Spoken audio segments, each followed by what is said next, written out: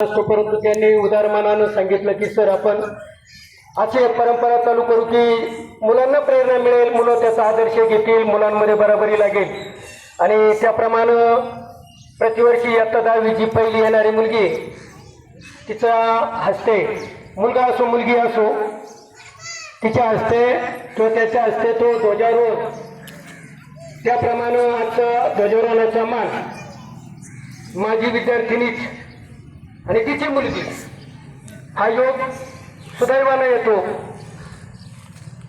श्रुती बोडखे या मुलीच्या हस्ते आजचं ध्वजारोहण होतंय.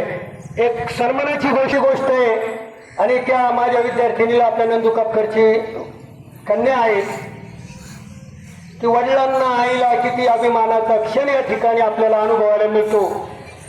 या निमित्तानं सर्व पालकांना विनंती करतो की पुढच्या वर्षी म्हणजे प्रतिवर्षी आपलं मुलगा 10वीत आलं तर त्याच्याकडे लक्ष दिलं तरी तर तुमचा सन्मान इथं होईल. हा एक सन्मान आहे.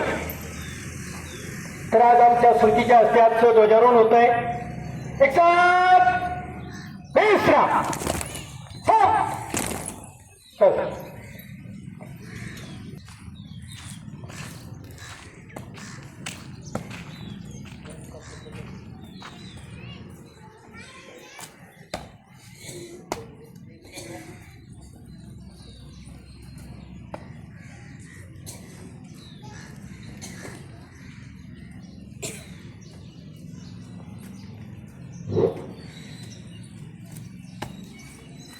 राष्ट्रगीत ध्वजगीत वाल्यामध्ये तिकडे कसं काय